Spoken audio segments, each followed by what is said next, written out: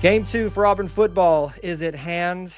And yes, Ball State is back. In fact, I remember one of the first games that I actually attended as a adult or a semi-adult was against Ball State way back in the day in the early 2000s, 2001, I believe.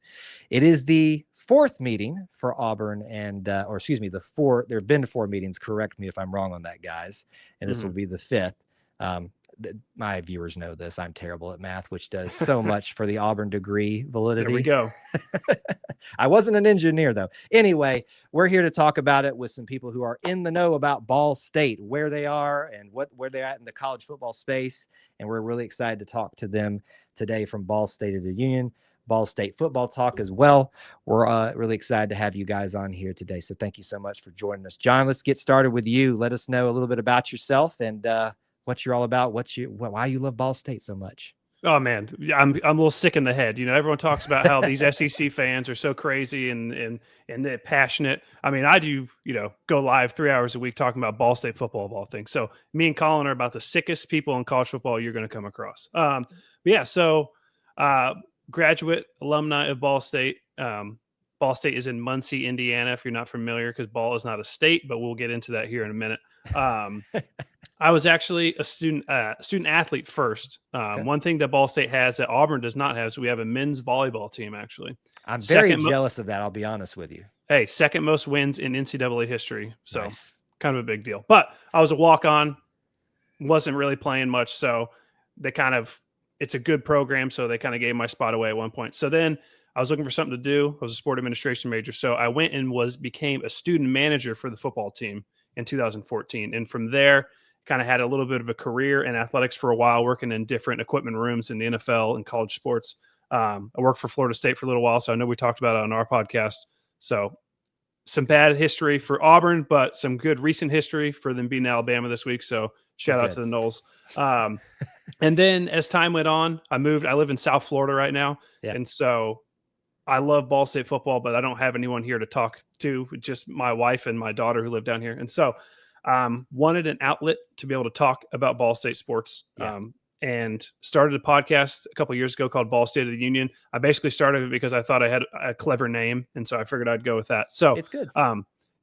Did that for a little while, but doing the show by yourself is kind of difficult, especially if you don't have a lot of experience. So that's where Mr. Ball State Football Talk here, Colin, comes in. Last year, not having a great year, and I kept seeing him pop up, and he would be going off nonstop about us not having press conferences after games, which, again, you have to be a sick individual to want to hear about how Ball State almost lost to Kent State on a Tuesday night. But Colin wanted to hear it, and so I kept seeing him come on up, and he kept popping up. And so I said, all right, I got to get this guy on, and let's talk to him. So me and him got on, and the rest is history, basically. We're, if you ever watch any of our shows, you'll hear we are the #1 Ball State football podcast. So we are the best, and we're actually the worst. I believe we're the only one that exists. But that's kind of a brief little history of Ball State of the Union. I'll let Colin kind of introduce himself as well, but that's kind of where we're at. Yeah, so I graduated at Ball State 2018. I think, John, you were 2016, 2014, something like that. I was there 2011 to 2015. Okay, so a couple years after John, I graduate. I played high school ball in South Bend. I coach high school ball right now. And I just had noticed, as a diehard fan, someone that constantly Googled Ball State football, put it in the Twitter search, looked it up wherever I could, YouTube. I was looking up Ball State football, and I couldn't really find anything other than what the actual university provided. And sometimes they didn't even provide post-game press conferences. So I was looking at it as a fan that was dying for more information, but could literally not find any. So I said, you know what? I'm going to make this Twitter page. I'm going to find information myself. I'm just going to do it myself. Yep. So around last year, I started to bubble a little bit. People were upset. The team was 3-9. It's been a constant lowering of our record. In 2020, we won our first bowl game. We won the MAC. 2021, 6-6, lose our bowl game. 2022, 5-7. 2023, 4-8. 2024, 3-9. This continual drop off.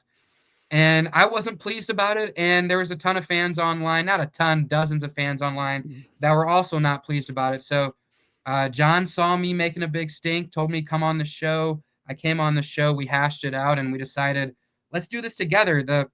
The university doesn't put enough out. And if you're a Ball State fan and you're looking for information on the team after they play, there's nowhere to look that up. If you're a Pacers fan, any professional team, you can find something to find more information about the team you really care about. Yeah.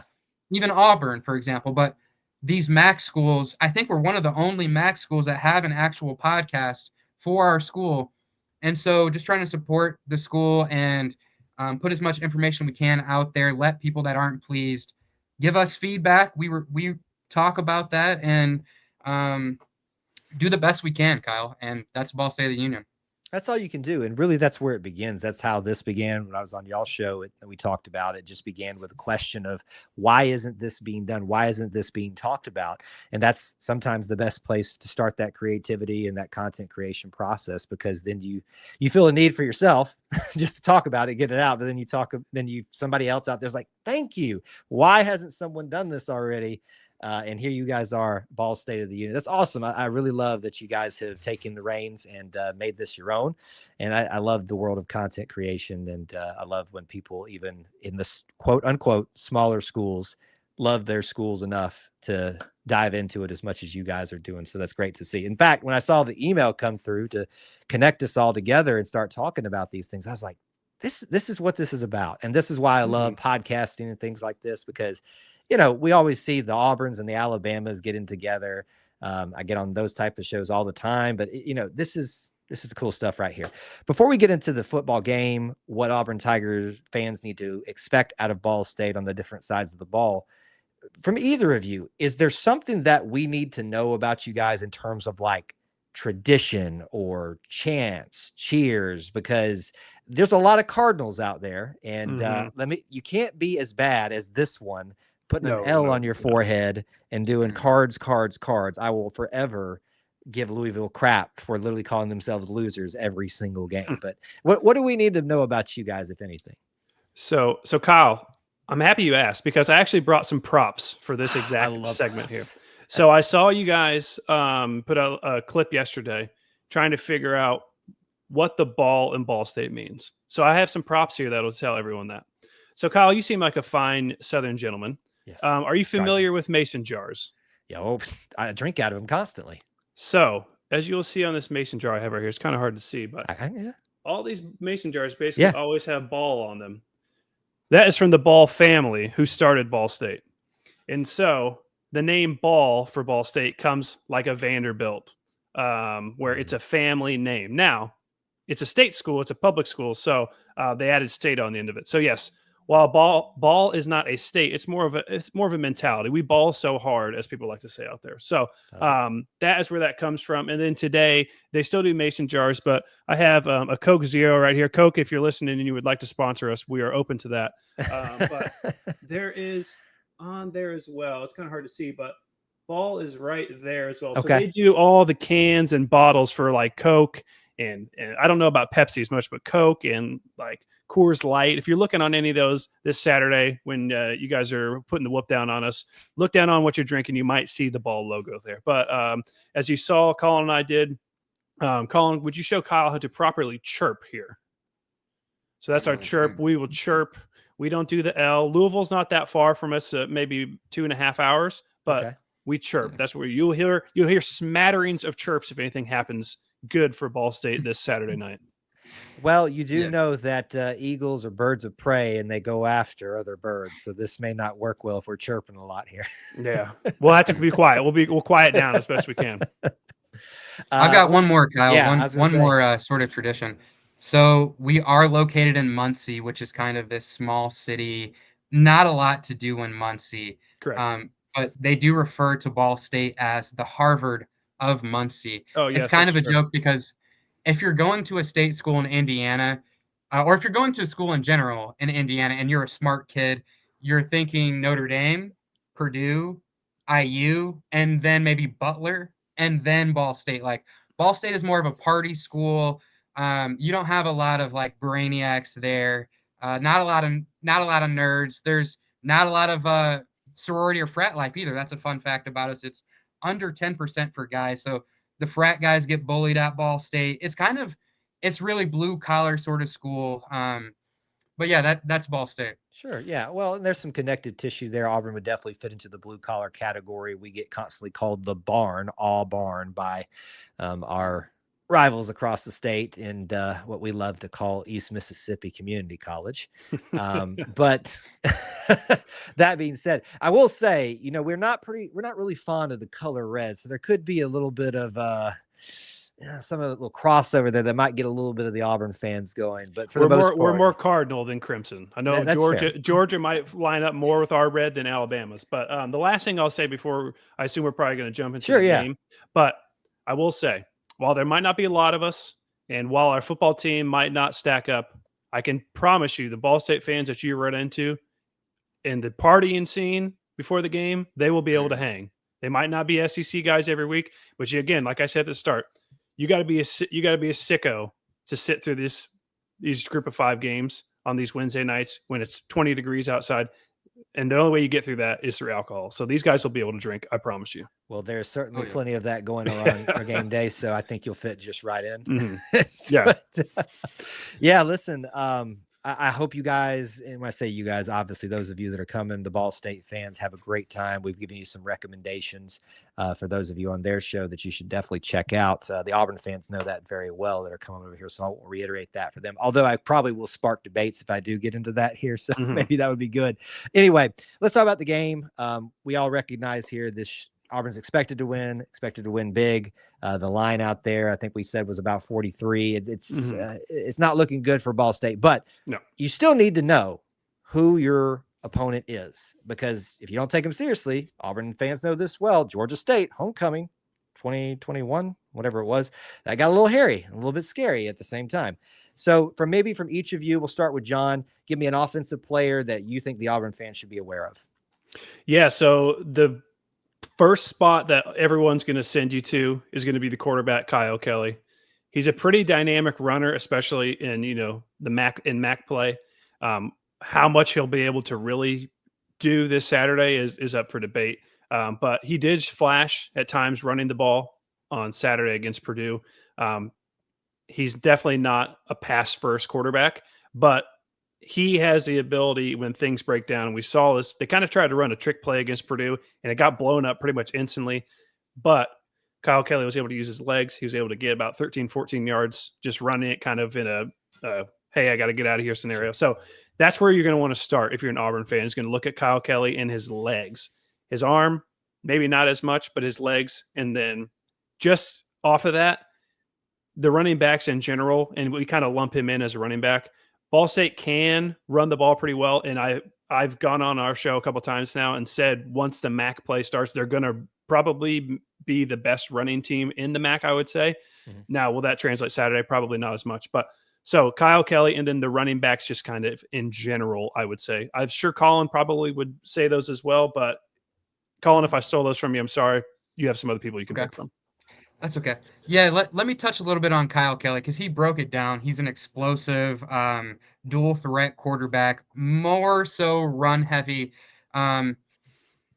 This most recent game we just had against Purdue, expectations were much higher than what we saw take place on the field. So I actually predicted us to come out with a close win, a nail-biter win, and it was the exact opposite, 31-0. Purdue just spanked us. I was in the crowd. Yeah, it was absolutely brutal. But the reason I bring this up is when we played Purdue in week 1, Kyle, we had 203 total yards. 150 of those alone came from Kyle Kelly. So what you're going to see is him trying to run out of the pocket. He had something like 87 passing yards and like 60-something, 63 rushing yards, something like that. It was there, but it was pretty weak and never made them, like, we never got Purdue to sweat or something like that. So what I'm imagining you're going to see is a lot of read option from Kyle Kelly and this running back that we got from Kennesaw State, who's actually a pretty great returner as well. We have a 6'4" wide receiver, Ty Robinson, who kind of got kicked to the curb when Deion Sanders came in at Colorado, and he's been injured the last couple of years, so he still kind of stayed around. But really, we've got a couple notable wide receivers, but we don't really have the time to get those wide receivers the ball. because the O-line can't protect long enough for Kyle Kelly to get a throw downfield really like, even 8 yards. It's not going to happen because the O-line couldn't hold Purdue. I know for a fact they're not going to be able to hold Auburn. There could be some improvement, and we're still looking at a 5 or 6 sack game, unfortunately.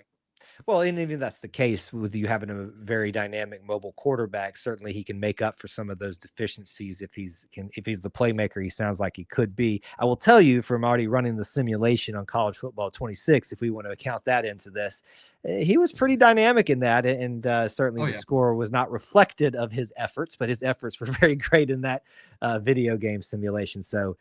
Quarterback, wide receivers, and running back. Anything else? Now, Kyle, you brought up a great point here. That simulation. I have a data analyst on my team. His name is Colin from Ball State Football Talk. He does the same exact thing. And Colin, would you like to give him your findings from this week? Yeah. So every week I play the opposition on freshmen with 15-minute quarters. If you go to my profile last week, I beat Purdue 363-3 and broke the game. This week, Auburn was a little bit better, so I won 320-6 on College Football 26. So just keep that in mind. 100%. And I do want to just touch before we move on from offense. I want to give a little bit more background about our quarterback because in terms of notable players, he is the notable guy. He is him for us. It's Kyle Kelly. And about 2 years ago, we had Caden Samanza, who was our starter from last year, now the backup quarterback on Tulane, would have been the starter if Jake Retzlaff didn't get kicked off of BYU and transferred to Tulane late.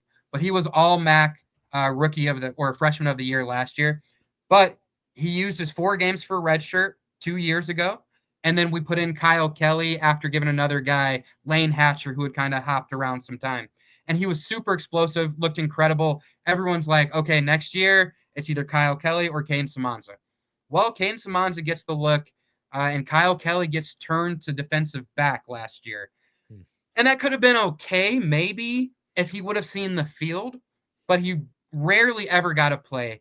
And then once I think the coaching staff noticed that fans and talking heads like John and I were upset that Kyle Kelly wasn't ever seeing the field, he would put Kyle Kelly on in certain packages, but just read option packages last year. So every time Kyle Kelly came on the field last year, the defense knew exactly what we were going to do. They know that he's either going to hand off to the running back or he's going to run it.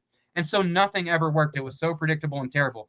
So they fire that head coach last year. As I said, bowl game winning season, 6-7, 5-7, 4-8, 3-9. Here we are. 3-9 season gets our coach fired. And now our new head coach says, Caden Samanza, go ahead and go to Tulane. They'll pay you. I'll roll with our backup.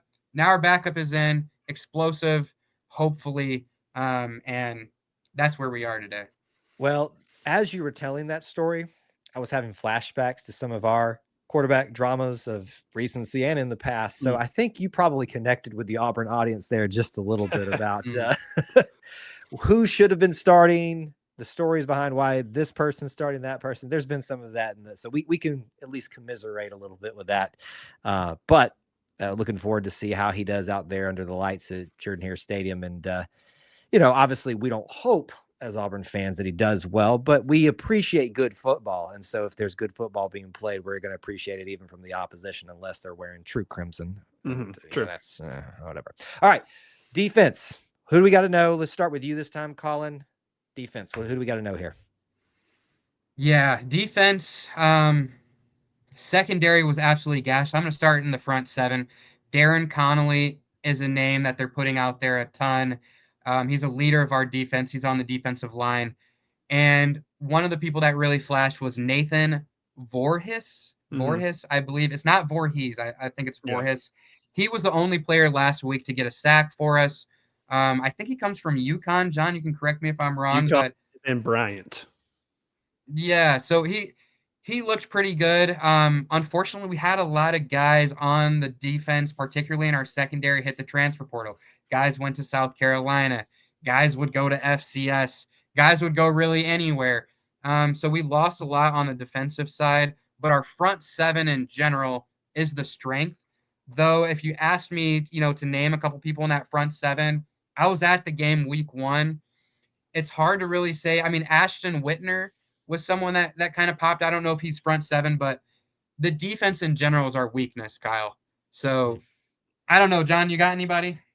Yeah. So the defense looked atrocious last week at times. It got better as the game went on, but the two big names that stood out to me, Colin mentioned both of them. Number one, Nathan Voorhees, defensive end type player. He's noticeably bigger and faster than pretty much everyone else on our defensive line, I thought. And he had a couple explosive, getting after the quarterback. They made Purdue's quarterback move. They were getting to him. They weren't really sacking him, but they were making a move. He wasn't just able to stand back there. So that was the number one. And then the other name he said was Ashton Whitner. He's a defensive back, number 7. He was making some good lateral plays at the boundaries. He's running guys down. And so those are the two main ones. Another name that people will probably tell you about is linebacker Joey Stemler. I think he's second team All MAC preseason. So Nathan Voorhees, Ashton Whitner, and Joey Stemler. So that's kind of one from each level of defense. Those would be the three I would say, but I would not really expect Auburn fans to really have to worry about them too much. Well, listen, Kyle, you got to know who you're playing first. Mm-hmm. And so if you don't take them seriously, like I said, it could end up bad for you. Yep. What you got? Week 1, when we played Purdue, they scored in the first 40 seconds. Mm-hmm. I'm sitting there in the crowd with a couple buddies. We're like, oh God, please don't have a 3-and-out offense, or this is going to get really ugly. Boom, 3-and-out. They go right back down the field. There was a player who gave up an early touchdown, Eric McLean. Actually, we're not sure 100% if it was on him or if it was just like a defensive miscommunication. But I will say the one thing that, and this is going to sound like a cop-out, kind of a homer kind of take, but they never quit. Okay, this kid gets burnt like first 40 seconds of the game, comes back and makes Devin Maccabee fumble, who's a really stout running back for Purdue, one of their better players. So, yeah, I mean, I don't think we're going to really, shock any Auburn fans, but I don't think we're going to lay down either. But that talent gap is just going to be way too much for us to overcome. If you guys don't score in the first 2 minutes, it's actually an improvement on last true. year. Very true. Well, we'll have to put that as a benchmark. We do a Thursday night preview show. It's like, all right, I found this out. 2 minutes is the marker for we've got to score. So. That's right. Listen, as we've talked about, I think certainly there's a lot of anticipation around Auburn's offense. And if that is the weakness for Ball State, that is a recipe potentially for disaster. Mm-hmm. But that's why you go play the game. Maybe there's everybody plays each other differently. Maybe there's something there that y'all just schemed the right way to figure out how to stop the run game, apparently, now that Auburn has discovered once again, which they historically have done, but in an RPO system under Freeze, it's slightly gone a little bit to the wayside, but not last game. But anyway, so offense, defense, I understand there's a story behind some special teams here. Oh, so Kyle, John, go ahead if you spoke first. So I'll start it and then I'll let Colin kind of jump into it a little bit more. But so overall, if you lose a game 31-0, it's going to be not good really from anybody. But I thought the special teams for Ball State was glaringly bad last week. So a little rundown of what happened that I saw. 2 missed kicks. One was 45 yards. So for a MAC kicker at a Big Ten stadium for week 1, that's not the easiest kick for him to make. But the second one was like 22 yards or something like that and just completely missed it. Didn't even doink it, just completely missed it. Then we had punt return scenario where, unless I missed something, Colin was there. Unless I missed something, clearly could have fielded this punt at the 20-yard line, and we just let it bounce. It goes down to the 6. We lose 14 yards right there. Never good. And then later in the game was pretty much decided at that point. But we had a roughing the kicker, roughing the punters, I guess roughing the punter, and extended the drive. So 3 really big keys that can't happen for winning football, and we were able to figure out a way to do them all. So Colin has got on the – he hasn't turned on the red alert yet, but he's ready. His hand is by the button for the kicking scenario. So I'll let Colin go into the kicking scenario. So not quite red alert, but he's getting close. Yeah, one thing, Kyle, I really pride myself as Ball State Football Talk is after a game, what is the vibe of Ball State? Like which way is the wind? How are the fans feeling? What are they saying, Kyle? What do they want? The number one thing, Kyle, that we were dealing with was, 1, they were trying to say our quarterback can't throw. Debunked that immediately, okay? Nothing was working. It wasn't just the quarterback. 2, Kyle, they're mad about our kicker. Mm-hmm. They're mad about the kicker. So we've got a guy, Carson Homer, who's starting for us, who missed, like John said, a 45-yard that doinked off. And then I think it was like a 28-yarder that he just out, not even close, not even close. So we have a guy that's sitting on our bench that was an FCS All-American from last year. His name is DC Pippin. He didn't get the nod, and John and I initially were thinking, kicking should be one of the easiest positions to evaluate. You can kick or you can't. You put him at the 20-yard from each hash middle, and then you go to the next row. Then you go to the next row. They, 3 kicks from each one. It goes in or it doesn't. So we need to trust our evaluators. We're thinking, right? Mm-hmm. But sometimes kickers go into the game and they get the yips. Yep. They look good in practice, but for whatever reason, he's nervous. Something is on his mind. He's got a tight hammy. I don't know. It's not working out. So John and I's thoughts here, we came to the conclusion on the last breakdown of Ball State versus Purdue. We think we should give Carson Homer one more game, because this game, Kyle, it's clear to Auburn fans, to Ball State fans, it's not going to come down to our kicking game. So we think give Carson Homer one more game. If he's 50% or worse, get him out of there. Give DC Pippin a start. If DC Pippin's bad, we'll do some tryouts, so that's where we're at. And I think it gives Auburn fans something to kind of look out for, a little Ball State tea. Yeah. Yeah. We always appreciate that when the tea is spilled a little bit, so we know what we're getting ourselves into, or what you're getting yourselves into when you come to Jordan-Hare Stadium. Oh, that reminds me. Sorry, a little correction for you guys at the start of the show. It is pronounced Jordan-Hare Stadium. Jordan. Not Jordan. That is my apologies. If we get snobbish about something, that's what we get snobbish at. It was Coach Ralph Shug Jordan, and that's how he pronounced his name. So that's where that comes from. I don't know why that just popped into my head. To the Auburn social media world, on behalf of myself, Colin from Ball State Football Talk, we apologize. I was going to say, that's a good thing. We've got it on tape that you've atoned for that sin. Mm-hmm. And so now it doesn't, it won't, well, I can't say it won't follow you. Everything follows you on Twitter, especially Auburn Twitter. By the way, I truly hope they didn't get too rough on you guys this week. And no, it's not us. Our guy, shout out Rob from Sidelines Ball State. He opened up the doors. He put the water on the grass. He got it muddy. He jumped in. He said, "Join me in here, Auburn." So he has been taking them on. He has kind of been taking, the meme out there where the guy has the shield, or no, he's using himself as the shield. Rob kind of took up that thing. Me and Colin aren't the biggest trash talkers. We more like to keep it light and fun. So, but Rob has done that. And so I think they have been pretty good to him, but Rob has been the main person. So if anyone out there has been interacting with him, that's who it's been with. And so you can try and come at me and Colin, but we don't really, we won't, we'll just kind of laugh it off. Kyle, I hold trash talk only for Kent State. That's true. Only for Kent State. Yes. Well, listen, I'm glad that it hasn't been too bad yet. I can't attest for what's going to happen after the game, but look, Drunk Obby is always a good follow if you want that for slightly inappropriate takes too. So that's a good one if you're ever looking for something to laugh at maybe at your own expense too. All right, offense, defense, special teams. We talked about it and got to know you guys a little bit. Let's round it out here. You don't have to give a score prediction because I like to hold mine a little bit too, but feel free if you'd like to. But any prediction that you want to offer out about how this is going to go down, based off the spread, based off whatever. I'll kick it over to you first. Thank you. I'm actually going to double kick it to Colin, and I want everyone out there to understand why I'm doing this. So Colin can get a little spicy with his score predictions and his season predictions sometimes. So as we alluded to, Ball State lost 31-0 to Purdue last week. Colin had us winning the game. So Colin, are you about to do the unthinkable here on the E2C network here? Are you about to take Ball State to win this game, or are you not going to do that? What do you have?